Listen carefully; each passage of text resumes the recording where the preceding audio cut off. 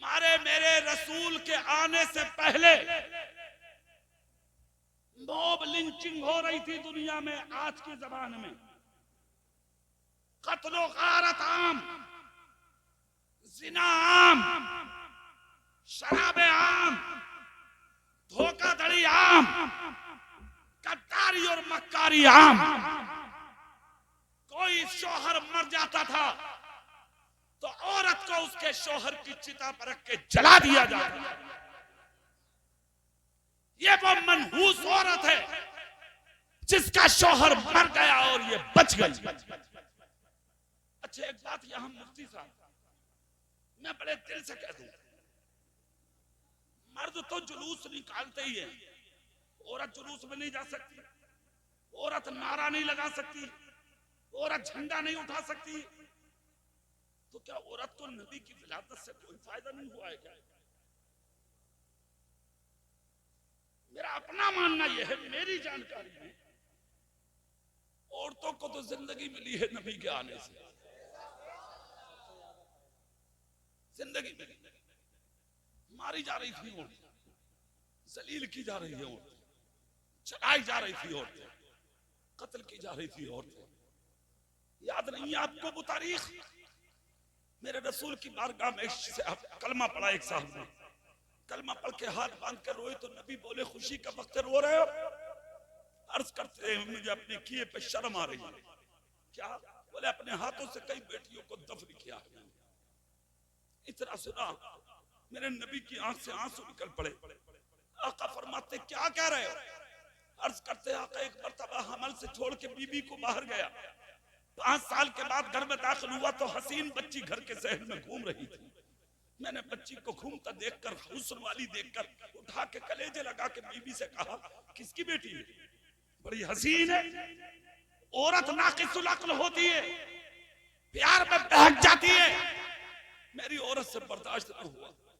बात बहुत दिनों के बाद आया था ना, प्यार में बोली ए मेरे शौहरे नामदार, ये बेटी आपकी है, ये बच्ची आपकी है, ये लख्ते जिगर आपकी है। अर्ज करते हैं आका सुनकर बर्दाश्त न हुआ। एक हाथ में बच्ची उठाई, दूसरे हाथ में कदाल ली।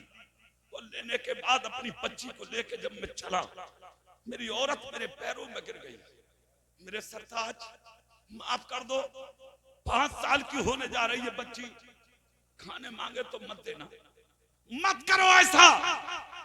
नबी की बारगाह में बोले आका मैंने बीबी के सीने पर ठोकर मारी, जमीन पर मार के गिरा दिया, मगर मैंने कहना बीबी का नहीं माना।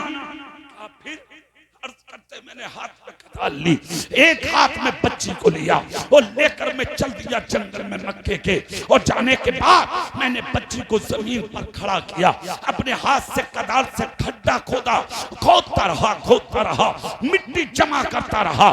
खोदते खोदते जब कब्र मुकम्मल हो गई तो मैंने अपनी बच्ची को उठा करके उसी कब्र में डाल दिया।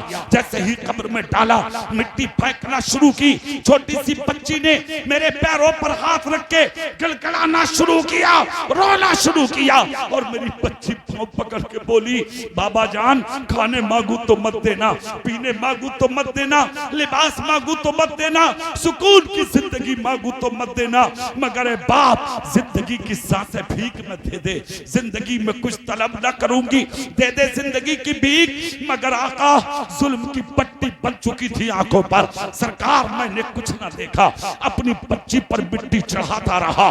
जब मैं मिट्टी चढ़ाता रहा, मेरी बच्ची की आवाज दम तोड़ने लगी, यहाँ तक कि आवाज पस्त होने लगी, मेरी बच्ची की आवाज घुटने लगी, मेरी बच्ची की आवाज कमजोर होने लगी। या रसूल अल्लाह, मेरी बच्ची जमीन पर गर्दन टेकने लगी। बाद में मेरी बच्ची ने हाथ आसमान की तरफ उठा के कहा मौला। जब बाप साथ छोड़ देते हैं, माँ साथ छोड़ देती है, खानदान वाले साथ छोड़ देते हैं, तो तेरी रहमत का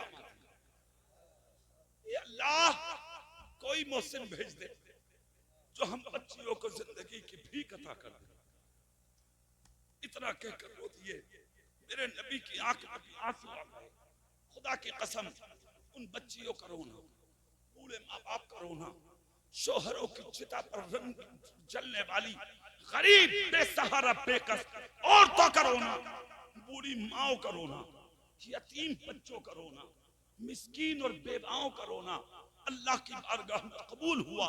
सबकी कबूलियत की सनद बना के, सबकी कबूलियत का समरा बना के रबीउल अव्वल शरीफ की 12 तारीख दुशंबा यानी पीर का दिन सुबह सादिक के वक्त अब्दुल मुत्तलिब का पोता बना के, अब्दुल्लाह का बेटा बना के, आमिना का लख्ते जिगर बना के खुदाए पाक ने मक्के की धरती पर तुम्हारे मेरे रसूल को पैदा फरमा दिया।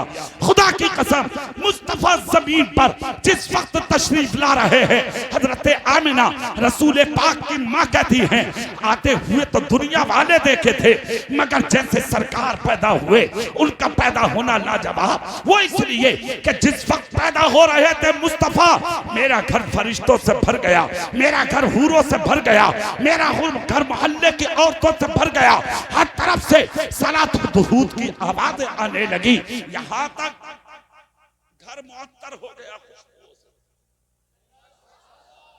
विलादत मुस्तफा का वक्त करीब आया, चारों तरफ से सलात व सलाम की आवाजें आई। मुझे एक गिलास दूध दिया गया, मैंने उसको पी लिया। कहती है उसका पीना था जो औरतों को तकलीफ होती है, मुझे जर्रा बराबर ना हुई। मुस्तफा जान रहमत उसी खुशी के आलम में दुनिया के अंदर तशरीफ ले आए। हजरत आमिना कहती हैं, जिस वक्त नबी पैदा हुए तो कुछ काम निराले थे। सुभान अल्लाह बोल के दिखाओ, पूरी ताकत से बोल के दिखाओ। कहती है कुछ काम निराले, उनमें से पहला ये नबी रोते हुए नहीं मुस्कुराते हुए तशरीफ लाए हैं। हर पैदा होने वाला बच्चा रोता हुआ आता है, वो हिंदू का हो या मुसलमान का हो, और अगर पैदा होते हुए बच्चा न रोवे तो पूरा घर रोता हो। क्यों? मरा हुआ कुछ ना बच्चे में है, उल्टा जमाना। बच्चा रो रहा तो दादा खुश, दादी भी खुश, अम्मा भी खुश, और बाप तो पहले डिब्बे लिए घूम रहा। हॉस्पिटल में बीबी का ऑपरेशन हुए पड़ा, पेट चिरा पड़ा बीबी का, और ये लड्डू बांट रहा है। किसी का दर्द तुम्हें ना? क्यों? खुशी इस बात की है कि अल्लाह ने तुझे औलाद दी।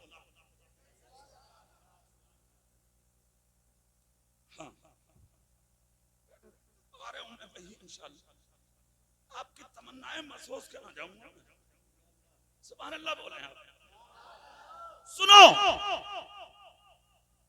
बेटी पैदा हो जाए घरों में तुम्हारे तो तुम्हारे मुंह लटक जाते है कि नहीं? और अगर बेटा पैदा हो जाए ना, बेटा तो वो जो बुढ़िया घर में बुढ़िया, अच्छा बात बात बुढ़िया भी बड़ी खतरनाक होती है भाई साहब। हाँ, उठ के बैठ जाएगी, छड़ा के मारेगी। और बुढ़ा तो अगर खबर मिल जाए चिलम मर रहा, चिलम चूल्हे पे बैठा हुआ, और खबर मिल जाए लड़की हुई है तो चिलम फोड़ दे। अब क्यों फोड़ दी तूने? अरे बोले हमारे मुकद्दर में तो यही लिखी। तो इस बुढ़े से कोई ये पूछे तू किससे पैदा हुआ? फिर तू औरत से पैदा ना, तुझे औरत ने ना जाना था। बेटियां इतनी बुरी हो गई आज, बेटे पैदा हो तो गुलाब की तरह खिलते हैं चेहरे, बेटियां पैदा हो तो मुंह नेपाल के बटुओं की तरह तुम्हारे। कहां जाएंगी बेटियां? फर्क क्या है मक्के और अरब के और इस आज के दौर में? 1500 साल पहले का दौर यह था कि भाई बच्ची पैदा होती थी तब मारी जाती थी। आज के जमाने में बेटियां मां के पेट में मारी जाती। कितने बड़े जालिम हो गए हो तुम। अब अपने नबी की खुशखबरी सुनो। नबी कहते हैं जिसने 3 बेटियों को मोहब्बत से पाला, जवान कर दी, शादी कर दी, डोली में बैठा दी, कयामत के दिन जन्नत में इतना करीब रहेगा मेरे, जैसे हाथ की 2 उंगलियां 1 उंगली के करीब होती।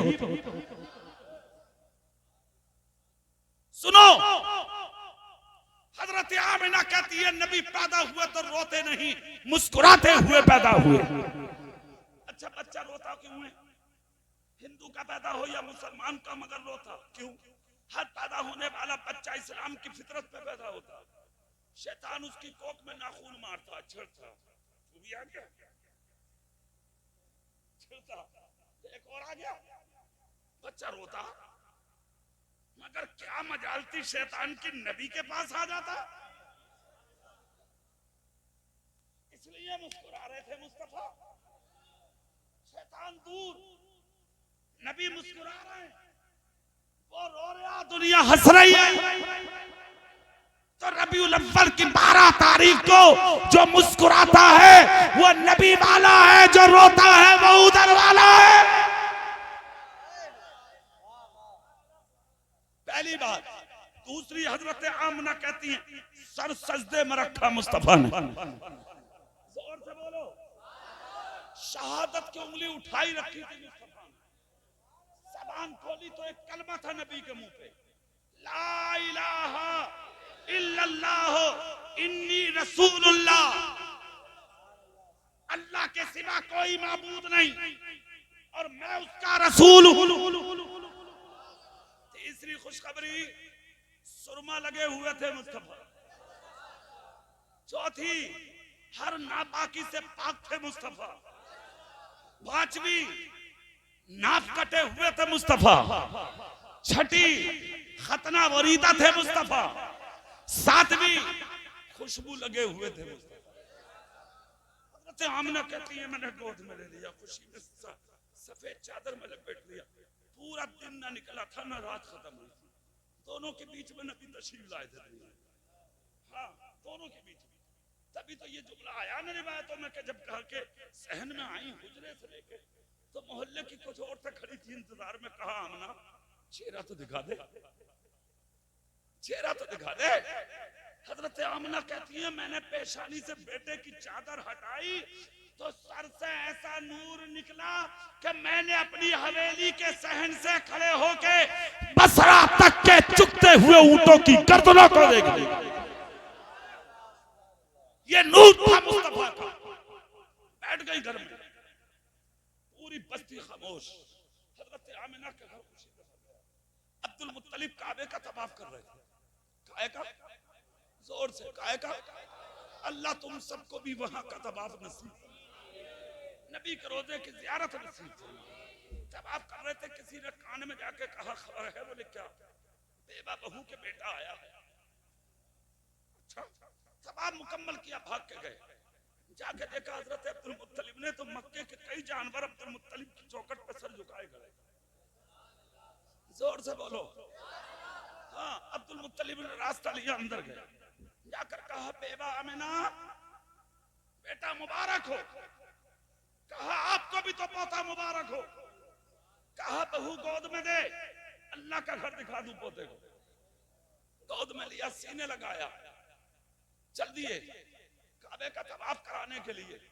जैसे ही चले हैं लेके तेजी से जा रहे थे, मोहब्बत में पोता है ना गोद में, पोता गोद में हो तो दादा के पांव तेज उठते हैं भाई। जा रहे थे तेजी से, जैसे ही चले तेजी से चले, तेजी से चले, हवाओं से दुरूद और सलाम की आवाजें आने लगी। हरम शरीफ करीब आया तो मेहराब हरम की झुकने लगी। अंदर गए तो काबे का तवाफ किया। कहते हैं अब्दुल मुत्तलिब गोद में अपने पोते को लेके मैं जिधर काबे का तवाफ करने जाता था काबा उधर ही झुकता चला आता था। झुकते हैं सभी जानिबे काबा नमाज में, झुकते हैं सभी जानिबे काबा नमाज में। काबा झुका हुआ है तेरे दर के सामने।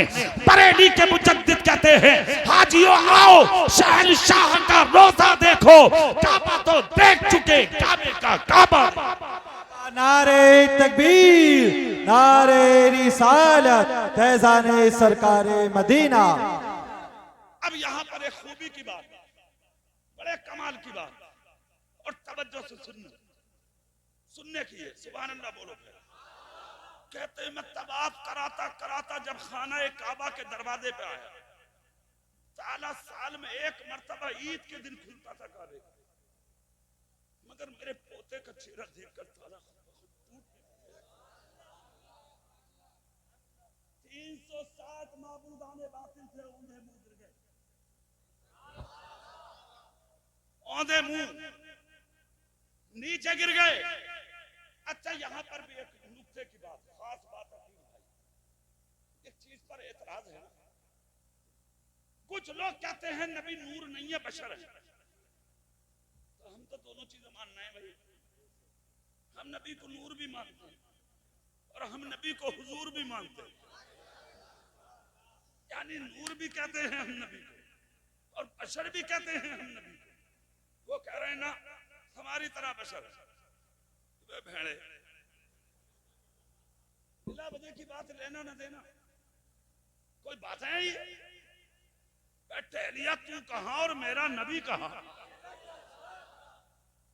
तू थूक दे तो सड़ांद आ गया और वो थूक दे तो पानी कयामत तक के लिए मीठा हो जाए। कह रहा हमारी तरह है। कभी मुंह देखा ही नहीं मैं तूने? एक तो सवा कूट के देख के तेरी काई बने हुआ हो उतरा तेरी काई। और ये नबी का चेहरा, चांद जिससे हुस्न की भीख मांगता हो, सूरज जिससे हुस्न की भीख मांगता हो, सितारे जिससे हुस्न की भीख मांगते हैं, कासाए गदाई लेकर के दुनिया हुस्न की भीख मांगने के लिए मुस्तफा के दरे खाना पे खड़े। वो है मुस्तफा जिनके ताल्लुक से बरेली के मुजद्दिद कहते हो चमक तुझसे पाते हैं सब पाने वाले, मेरा दिल भी चमका दे चमकाने वाले, बरसता नहीं देख कर अपने रहमत बदों पर भी बरसा दे बरसा दे। कह रहा हमारी तरह बशर है। अरे यार कभी गौर तो कर अपने मुंह पे और फिर देख मेरे नबी का चेहरा। खुदा की कसम अगर किसी ने गौर से देख लिया कलमा पढ़ के उन्हीं। अच्छा तो वो एक मिसाल सीधे साधे लोगों को बहकाने की कोशिश। जो बगैर पढ़े लिखे बच्चे हैं ना, जो नौजवान हैं, उनको कहते हैं देखो जहां नमाज हो रही हो वही पढ़ लो। कोई वहाबी नहीं, कोई देवबंदी नहीं, कोई गैर मुकल्लिद नहीं, कोई शिया नहीं, कोई राफजी नहीं, ये नहीं वो नहीं। ना ना ना ना, हमारा अल्लाह एक, कुरान एक, नबी एक, हम सब एक, आपस में मुसलमान। दुनिया वैसे ही मर रही है, मत पढ़ियो मौलवियों के चक्कर, तेरा हो जा बेड़ा गर्क। हारा पट तू आया बर्बाद करने सीधी सादी मुस्तफा की उम्मत को। कह रहा वो तो हमारी तरह बशर हैं, वो तो खुद कह रहे हैं कुल इन्नमा अना बशरुम मिस्लुकुम। ए महबूब कह दो मैं तुम्हारी मिसल हूं, तुम्हारे जैसा बशर हूं। हम कहते अरे नबी की सीधी उम्मत के बीच में किसी पढ़े लिखे से बात कर। क्या हिकमत थी बशर कहने की? सुन, अगर मुस्तफा बशर न कहते अकील भाई दुनिया नबी के पास नहीं आती। चांद को टुकड़े किया था उंगली से दुनिया डर जाती, सूरज को वापस बुलाया था उंगली से दुनिया डर जाती, दरख्तों को झुकाया था कदमों में दुनिया डर जाती, अबू जहल की मुट्ठी में कलमा पढ़वाया था नबी ने दुनिया डर जाती, पत्थर को दरिया पर तैरा के चरणों में बुलाया था मुस्तफा ने दुनिया डर जाती, उंगलियों की घाइयों से पानी के चश्मे निकाले थे मुस्तफा ने दुनिया डर जाती। इसलिए खुदा ने कहा महबूब कह दो तुम्हारी मिसल हूं। इसलिए कि अगर तुमने ये ना कहा तो तुम्हें 40 साल तक इन्हीं के बीच में तो रहना है, जिंदगी इन्हीं के साथ तो गुजारना है। महबूब मैं तो सिर्फ इतना कहूंगा कि मुसल्ला नमाज कायम करो। कयाम कौन बताएगा, रुकू कौन बताएगा, सजदा कौन बताएगा, कौमा कौन बताएगा, जलसा कौन बताएगा? ए महबूब तिजारत कैसे होगी तुम बताओगे, शादी कैसे होगी तुम बताओगे, औलाद कैसे पाली जाएगी तुम बताओगे, बीवी के साथ कैसे रहा जाएगा तुम बताओगे, घर में कैसे रहा जाएगा महबूब तुम बताओगे, जंगों में कैसे उतरा जाएगा महबूब तुम बताओगे। इसलिए कहा महबूब कह दो इतना हूं। हाँ मगर फर्क है। क्या है फर्क है? क्या मेरे पास अल्लाह की तरफ से वही आती है, तुम पे आती हो तो बताओ। दुनिया बोली ना तो बोले बोले जिस पे वही आती है वही तो नबी होता है। बात खत्म हो गई, जोर से बोलो खत्म हुई बात। दूसरी बात कहते हैं नूर ना आवो, हमने कहा क्यों ना आवे नूर? बोले ना, हमने कहा यार तुझसे कौन झिक करे, छोड़ बात खत्म कर। कहा साहब वो तो हमारी तरह बशर है, तो मन के यार हम तेरी तरह कैसे मान ले बशर, हमारी तो बात समझ में आती नहीं है। बिला बजे की बात है मत कर, वो तो रही उसके तो छोड़ो, हमें तो अपनों की माननी है ना। नूर क्यों है मुस्तफा और बशर क्यों है मुस्तफा, इस चीज को समझना है। ऐलाने नबुव्वत के 13वें साल मदीने शरीफ से जब दोबारा मक्के में 12,000 सहाबा को लेके मुस्तफा दाखिल हुए तो अल्लाह ने अपने महबूब को मक्के में फतह अता फरमाई। काबे का दरवाजा खुला, सफाई हुई काबे की, किस चीज को निकाला था काबे से वो तुम सब जानते हो। 300 गिर उस दिन गए थे जिस दिन नबी पैदा हुए, निकाले उस दिन गए जिस दिन मक्के में मुस्तफा दोबारा गए। तो दोनों जुमले यहां समझ लो, नूर किस लिए है मुस्तफा और बशर किस लिए है मुस्तफा। नूर ना होते तो किसकी हैबत से माबूदाने बातिल गिरते, और अगर बशर ना होते तो खुदा के घर को इनसे पाक कौन करता। तो नूर होना इसलिए जरूरी था ताकि बातिल ताकतें गिर जाए, हुजूर होना इसलिए जरूरी था ताकि खुदा का घर बातिल ताकतों से पाक हो। ये तुम्हारे नबी की जात, 1500 साल हो गए, तुम्हारे नबी का नाम जिंदा है, तुम्हारे नबी का दीन जिंदा है, तुम्हारे नबी का इस्लाम जिंदा है, तुम्हारे नबी की शरीयत जिंदा है, तुम्हारे नबी का दीन जिंदा है, तुम्हारे नबी का जुलूस जिंदा है, तुम्हारे नबी का जलसा जिंदा है। इसीलिए उस नबी का कलमा पढ़ने वाला सुन्नी मुसलमान, इसलिए बरेली के इमाम ने कहा है ना, तू जिंदा है वल्लाह, तू जिंदा है वल्लाह, मेरी चश्मे आलम से छुप जाने वाले। दुनिया ने छोटा करने की कोशिश की, गिराने की कोशिश की, दबाने की कोशिश की, मगर एक चीज याद रख लेना आप, जिसे खुदा उठाए उसे कोई गिरा नहीं सकता, और जिसको खुदा गिराए उसे कोई उठा नहीं सकता। मुस्तफा को खुदा ने उठाया, जिसकी तर्जुमानी बरेली के आला हजरत ने की।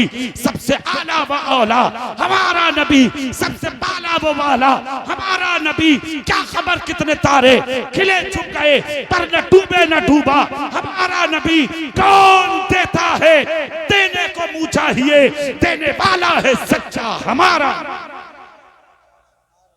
तकरीर लंबी हो गई, आपने मोहब्बत से मेरा साथ दिया। अल्लाह तुम्हें खुश रखे, तुम्हें शाद रखे, तुम्हें आबाद रखे, जिंदाबाद रखे, जान माल ईमान इज्जत आबरू की हिफाजत फरमाए। आमीन। बाखिर दावाना अल्हम्दुलिल्लाहि रब्बिल आलमीन।